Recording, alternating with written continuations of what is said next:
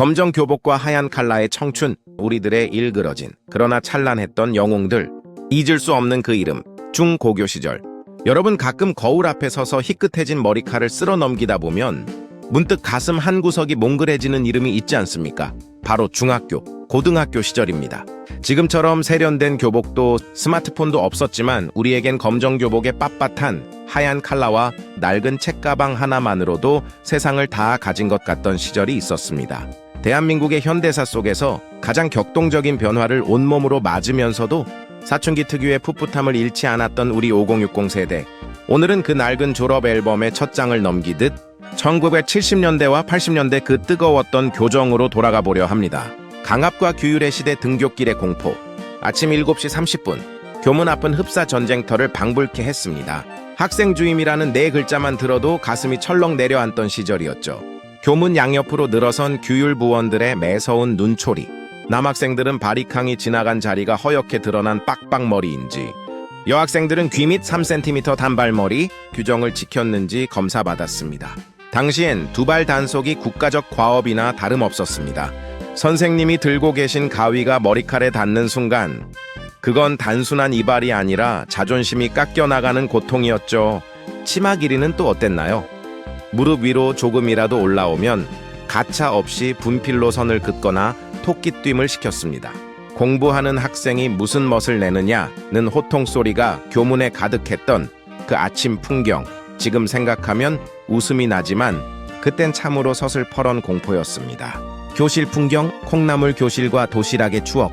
교실 문을 열면 60명이 넘는 아이들이 뿜어내는 열기와 퀴퀴한 땀 냄새가 우리를 반겼습니다. 일명 콩나물 교실. 한 반에 70명 가까운 아이들이 다닥다닥 붙어 앉아 공부했죠. 나무 책상은 짝꿍과 영토 분쟁의 전장이었습니다. 칼로 금을 그어놓고 팔꿈치 하나라도 넘어오면 내 거다라며 유치한 싸움을 벌이던 그 시절. 하지만 그 갈등을 단숨에 녹여버리는 마법 같은 시간이 있었습니다. 바로 도시락 시간입니다. 사실 점심시간 종이 울리기도 전에 2교시만 끝나면 이미 교실 뒷자리에서는 달그락거리는 소리가 들렸습니다. 난로 위에 층층이 쌓인 양은 도시락은 우리들의 생존이자 유일한 낙이었습니다. 당시 최고의 반찬은 단연 분홍 소시지와 계란말이였습니다. 밥 아래 몰래 깔아온 소시지를 친구에게 들키는 날엔 그야말로 도시락 대전이 벌어졌죠. 야, 나 한 입만. 친구의 젓가락질 한 번에 소중한 소시지가 사라질 때의 그 망연자실함. 하지만 우리는 김치 국물이 밴 밥알 하나까지 싹싹 긁어먹으며 우정을 나눴습니다. 밥을 싸오지 못한 친구에게는 배부르니까 좀 먹어라라며 츤데레처럼 밥을 덜어주던 그 투박한 정이 살아있던 시대였습니다. 지옥 같은 입시와 야간 자율학습, 사당 오락의 비극. 중고교 시절 우리를 가장 괴롭혔던 건 역시 입시라는 거대한 괴물이었습니다. 70년대 후반 고교 평준화가 시행되면서 이른바 뺑뺑이 세대가 등장했지만 대학 입시는 여전히 바늘구멍이었습니다. 예비고사와 학력고사라는 이름 아래 우리는 사당 오락을 신조처럼 여기며 살았습니다. 영교시 보충 수업부터 밤 10시가 넘어야 끝나는 야간 자율학습까지 학교는 잠들지 않는 요새였습니다. 컴컴한 밤, 낡은 형광등 아래에서 수학의 정석과 성문 종합 영어를 파헤치던 우리들. 졸음이 밀려오면 눈꺼풀에 침을 바르고 서로의 허벅지를 꼬집으며 버텼습니다. 그때 우리가 외웠던 공식들은 이제 기억나지 않지만 그 적막한 밤 교실을 채웠던 연필 소리와 친구들의 거친 숨소리는 여전히 귓가에 쟁쟁합니다. 사건 사고로 본 시대상 최루탄과 휴교령. 우리의 학창 시절은 사회적으로도 무척 어두웠습니다. 1979년 12.6 사태와 1980년 5.18 민주화 운동을 거치며 학교 담장 너머에는 늘 긴장감이 감돌았습니다. 대학생형 누나들이 거리로 쏟아져 나오고 교실 창문 틈으로 매캐한 최루탄 가스가 스며들던 날들. 우리는 수업하다 말고 손수건으로 코를 막은 채 운동장을 바라보곤 했습니다. 가끔은 비상계엄이나 휴교령이 내려져 갑작스럽게 가방을 싸고 집으로 돌아가야 했던 날도 있었습니다.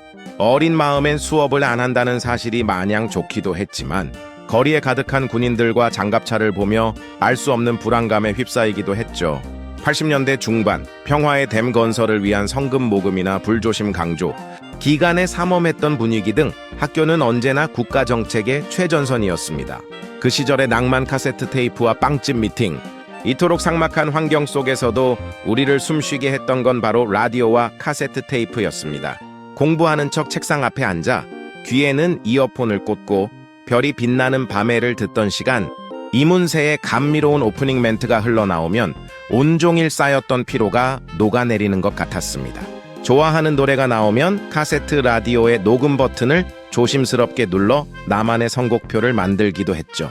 당시 청소년들의 성지는 제과점이었습니다.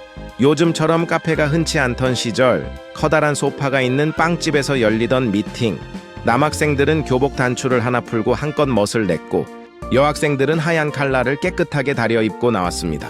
테이블 위에 소지품을 내놓고 파트너를 정할 때의 그 긴장감, 볼펜이나 손수건 하나에 일희일비하며 콜라 한 잔을 몇 시간 동안 아껴 마시던 그 순수했던 연애, 문화의 범람고교 얄개와 대학가요제, 우리의 감성을 자극했던 드라마와 영화도 빼놓을 수 없습니다.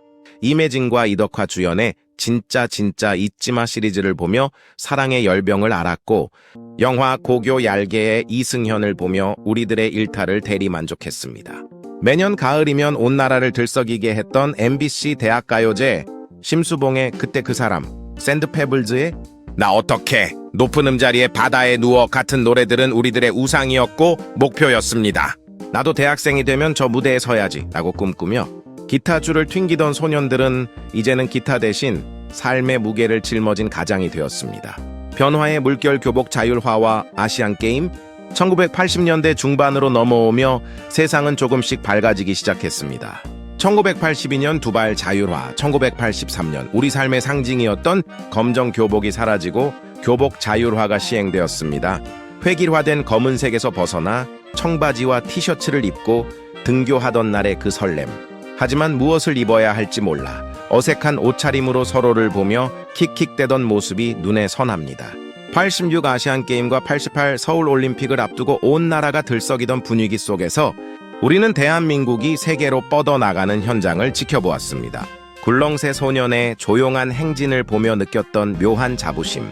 우리는 그 격동의 시기를 견뎌내며 어른이 되었습니다. 마무리 찬란했던 그 시절의 영웅들에게 이제는 어느덧 거울 속에 머리가 희끗해진 중년이 앉아 있습니다. 엄격한 규율과 입시, 그리고 격동의 사회상 속에서 우리는 서로의 어깨를 토닥이며 그 시절을 건너왔습니다.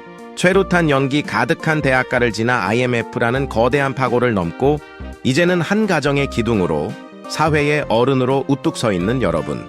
여러분의 중고교 시절은 단순히 공부만 했던 시간이 아니었습니다. 우정을 배웠고 인내를 배웠으며 무엇보다 뜨겁게 꿈꾸는 법을 배웠던 찬란한 계절이었습니다. 검정 교복의 하얀 칼라처럼 정갈하고 빳빳했던 우리의 청춘, 그때의 동창들이 보고 싶지 않으신가요? 오늘 밤 서랍 속 깊이 넣어두었던 낡은 앨범을 한번 꺼내보십시오. 그곳에 세상에서 가장 눈부시게 웃고 있는 어린 당신이 기다리고 있을 겁니다. 고생 많으셨습니다. 그리고 참으로 잘 버텨주셨습니다. 우리의 청춘은 여전히 우리 가슴 속에 하얀 칼라처럼 깨끗하게 남아 있습니다. 앞으로도 그 시절 추억들을 하나씩 담아보겠습니다. 여러분들은 무슨 이야기가 하고 싶을까요? 댓글로 공유해주세요.